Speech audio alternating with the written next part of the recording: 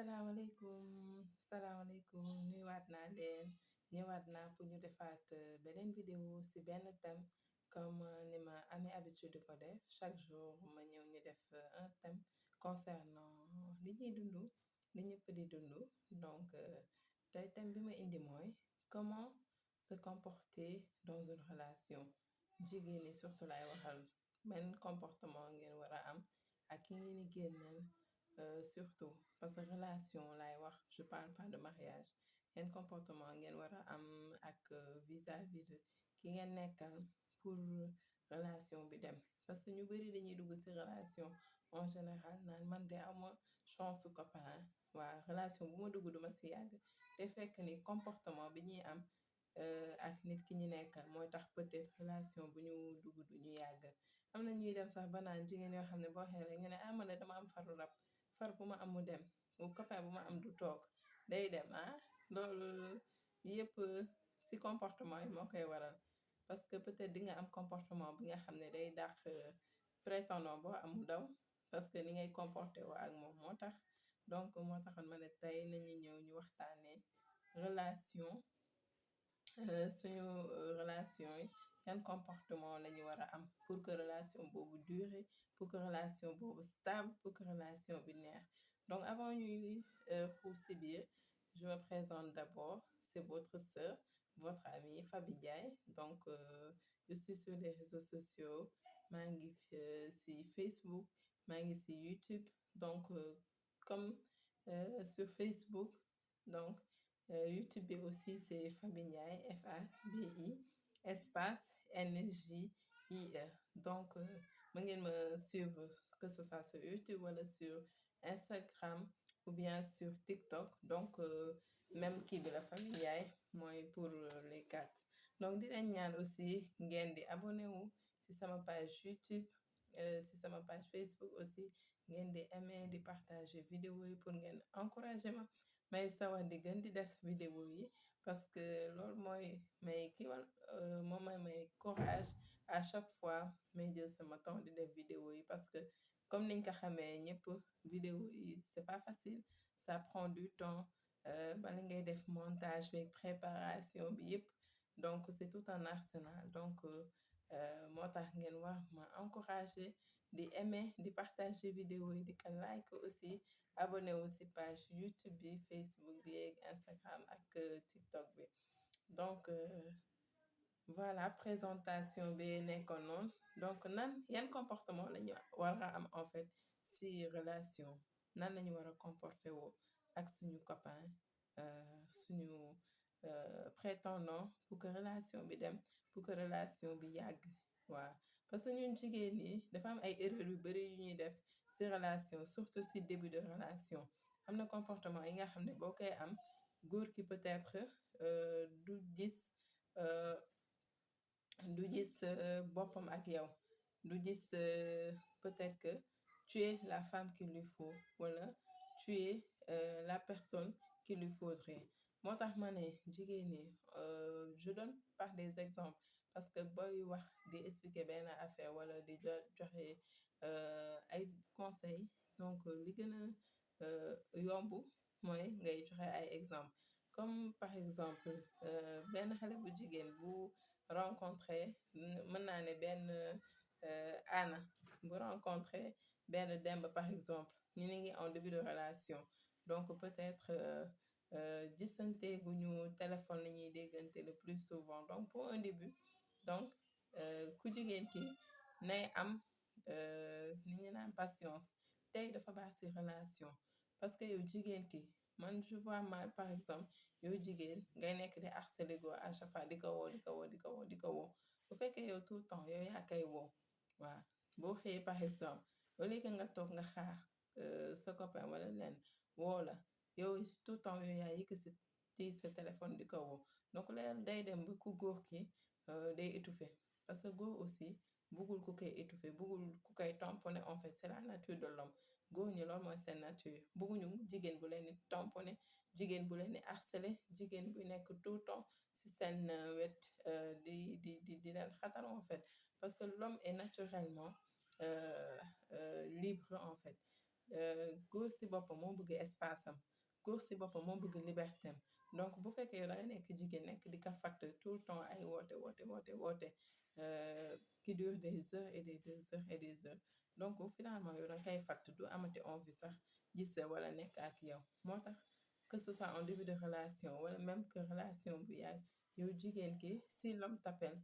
bu fekkee góor ki dans la journée mi ngi lay woo 5 fois, yow jigéen ki woo ko une seule fois. Parce que il faut muy am góor il faut nga koy bàyyi muy am envie woola, muy am envie nekk ak yow. Parce que bu fekkee yow tout le temps yow yaa koy harceler doo toog moom ba xelam nekk si yow pour mu woola, wala ba xelam nekk si yow pour mu seet si la. Donc tout le temps yow jigéen ki yaa koy woo, yow jigéen ki yaa ko naan nañu gisee, yow jigéen ki yaa ko naan kii. Li ñu naan la femme doit être accessible en même temps inaccessible, maanaam waroo yombal sa bopp de trop si kanamu góor, mais tamit waroo jafe de trop si kanamu góor. Mën nga toog peut-être dans la journée boo xëyee mu woola, mu njëkk la woo ngeen waxtaan et tout, si tapé une fois 2 fois nga woo ko benn yoon, yow ko jigéen ki nga woo ko benn yoon, et que tamit bul topp di ko woo tout le temps. Parce que peut-être moom mu ngi si liggéeyam wala mi ngi di def yeneen. Donc c'est pas que dangay toog toute la journée chaque instant di ko woo ay salut bébé namm naa lay truc comme ça. Tu peux lui dire, mais laisse-lui d'abord se manifester. Góor danga koy bàyyi muy ressentir manque pour ñëw si yow. Donc si ni muy ressentir manque noonu pour ñëw si yow, donc si la lay gën a bëgg, si lay gën a attaché wu si yow. Mais bu fekkee ni que c'est l'inverse, yow yaay dem vers moom, donc relation boobu du yàgg. C'est pour cela tout le temps ngay dégg jigéen naan man daal damay am copain, mais à chaque fois samay relation du yàgg. C'est pas parce que da nga am faru rap, et c'est pas parce que tu n'es pas assez belle, c'est pas parce que jongama woo, c'est pas parce que rafeto, c'est pas ça n'a rien à voir avec ton physique, mais sa comportement lay doon. Ce comportement ni ngay comporté woo ak góor yi lay aborder, c'est ça le problème. Bu fekk aussi en plus de appel téléphonique yi aussi, jigéen warul tout le temps manifester l'intérêt, maanaam comme yow waroo nekk ak sa copain tout le temps ngay fan manifester intérêt pour gis ko. Donc yow da nga wax a toog sa côté nga bàyyi góor ki muy manifester intérêt pour gis. Par exemple, tu restes dans ton coin, ne propose pas à l'homme, par exemple, kañ la ñuy gisee, kañ la ñuy dem restaurant, kañ la ñuy dem nangam sangam. C'est des erreurs à éviter. Jigéen bu nekk ni moytu lool. Yow toogal sa côté, soit douce, soit gentil. Si t'appelle au téléphone nga waxtaan ak moom wax ko wax ju neex et tout ka foore. Et aussi côté boobu aussi maa ngi si insister, parce que am na jigéen yi nga xam ne dañu naqari deret ba nga xam ne góor mënu wax ak ñoom 5 minutes. Donc jigéen da nga war a neex deret, mokk pooj, ah ka foore.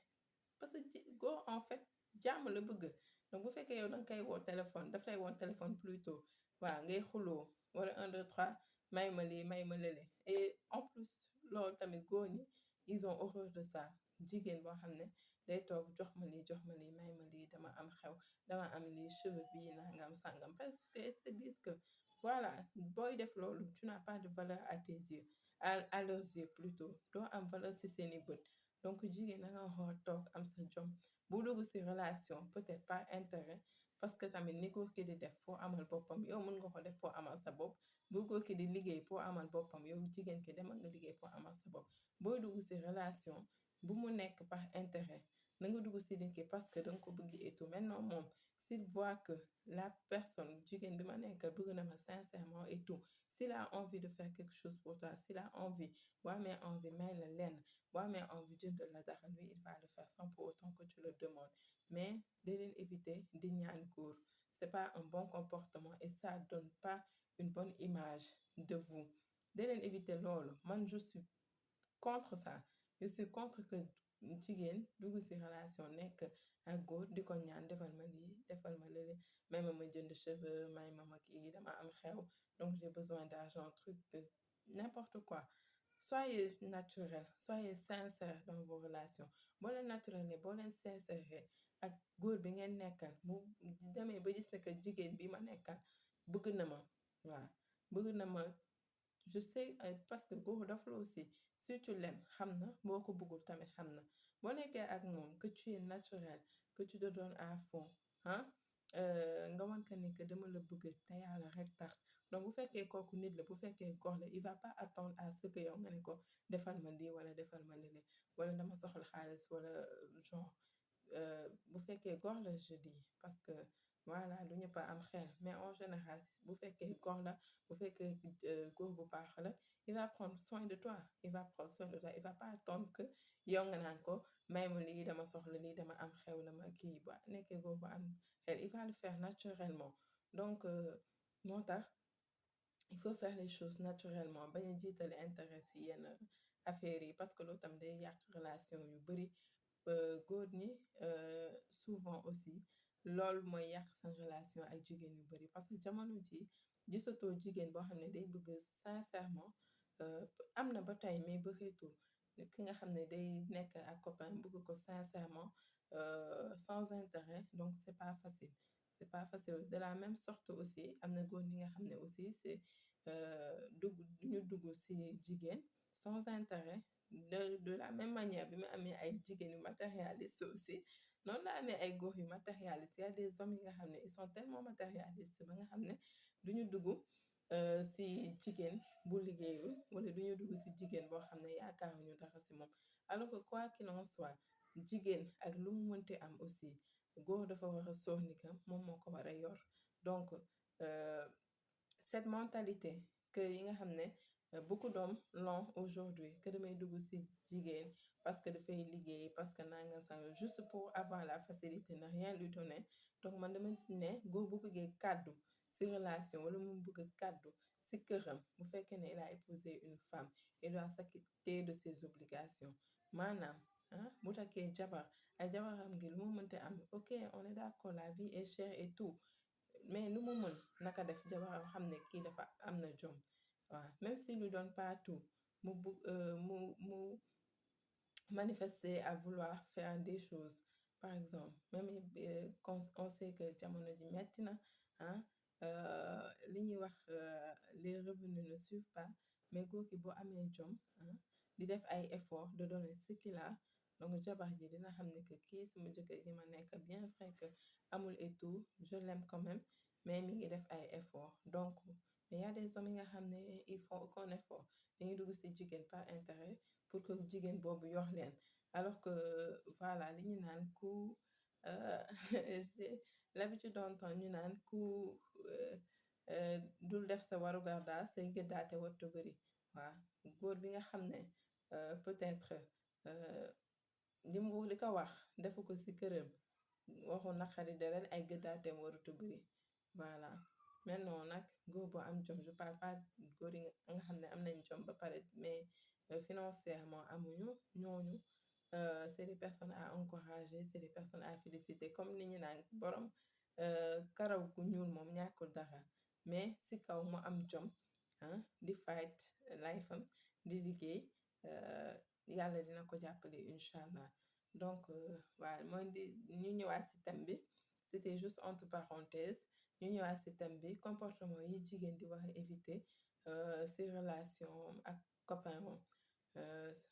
bu dee début de relation moom am na erreur yoo xam ne yu bari nga xam ne jigéen war na ko éviter par exemple góor bi nga xam léegi nii évite de lui raconter toute ta vie parce que dafa am jigéen yi nga xam ne tamit dañu ëppal je sais pas ëppal la wala ñàkk xam la parce que man je peux pas comprendre comment nan nga mën a rencontrer benn góor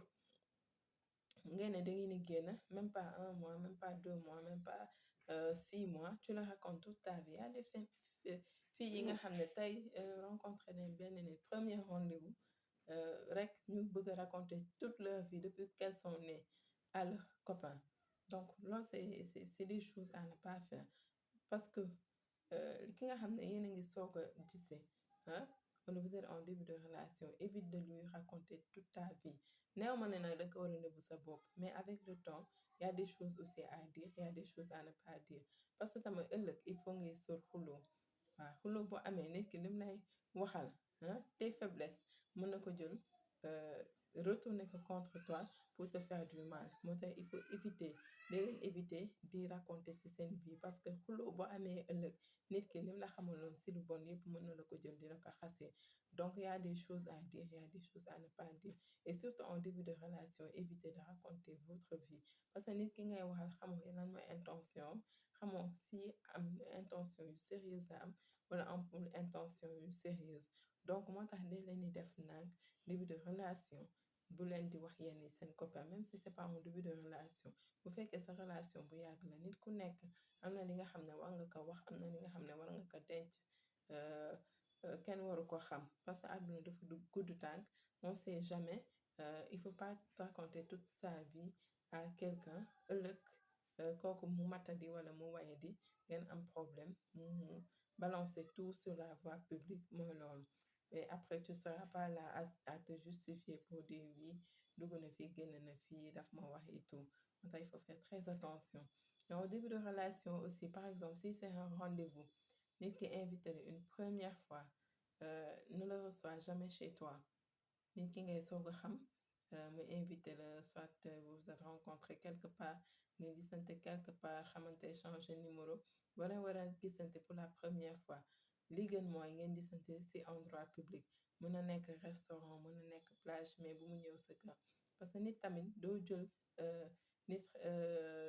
nit ku baax on dit doo jël koo xam ne yaa ngi koy soog a xam rek yóbbu ko sa kër ne danga koy présenter say parents. Donc loolu il faut ngeen def ci très attention parce que du nit koo jël ko yóbbu ko sa kër. Koy dugal sa kër da nga war a xam kan la ndax nit ku baax la. Je peux comprendre nga am relation sérieuse ak nit que ngeen génn depuis un certain moment ku nekk xam nga sa jikko moo xam et tout ngeen pare ba am projet de mariage. Là la personne mu nga ko indi seen kër présenter que à tes parents, présenter que sa yaay, présenter que ses frères, ses sœurs, présenter que sa papa. Là je peux comprendre mais nit ki nga xam ne yéen a ngi génn seen relation dara dëgëru ko si vous n'avez pas fait un bon de temps. Donc c'est à éviter nga koy jël di ko yóbbu seen kër parce que bu yàggee aussi ce que ça va donner mooy koo xam rek yóbbu ko sa kër bu yàggee dañ naan kii moom ñaata copain la am day dugal di génne rek waaw chaque jour moo recevoir kenn. Donc jigéen yow yaa am wax a am sa fulla bi nga xam ne du sa copain bu jug rek nga jël yóbbu sa kër. Voilà, il faut attendre d'avoir une relation sérieuse avec la personne. Bon, mu commencer di la wax projet de mariage et là s'il demande à voir tes parents bu bëggee xam seen waa kër xam sa yaay xam sa papa xam ses frères et sœurs là nga mën nga ko yóbbu seen kër. Mais pas que relation génne nii et que basé wu sur de rien de solide nga koy jël di ko yóbbu sa kër, c'est des choses à éviter. Donc gisante leen soit restaurant, à la plage, au cinéma, baladez-vous ngeen waxtaan, tu apprends à connaître la personne nga koy déglu et éviter de trop parler aussi de son passé. Passé moom jigéen war na moytu di raconter lu bëri ci passé parce que góor ñi am na ci ñi nga xam ne ils sont tellement malhonnêtes ne ay ñi ma ko war a wax donc loolu leen raconter tey bu subaa bu ñu amee problème ak yow ils vont tout balancer sur la voie publique. te donc c'est des choses à éviter. Am na ñu am sutura nag mais bëriwul taal àdduna dafa gudd tànk et il faut faire très attention à ce que vous dites sur votre passé, ce que vous racontez sur votre vie parce que ëllëg ça peut se retourner contre vous. Donc il y a des choses qu'on doit garder pour nous-mêmes et on ne doit pas les dire à n'importe qui. Et il y a des choses aussi qu'on ne doit dire à personne. C'est notre jardin secret nañ ko garder pour ñun, éviter di ko partager ak loo am confiance ci nit ki def nànk daal tey dafa baax. Il y a des choses à partager, il y a des choses à ne pas partager. Voilà. En début de relation aussi, on a parlé des appels téléphoniques, on a parlé des sorties aussi. Voilà. Je pense que en grosso modo, on a fait un petit résumé. Li ñuy wax li may wax en général li duuf ci nag bi yëpp xaju ci cin li mais j'ai essayé de faire un petit résumé donc pour wax comportement yi nga xam ne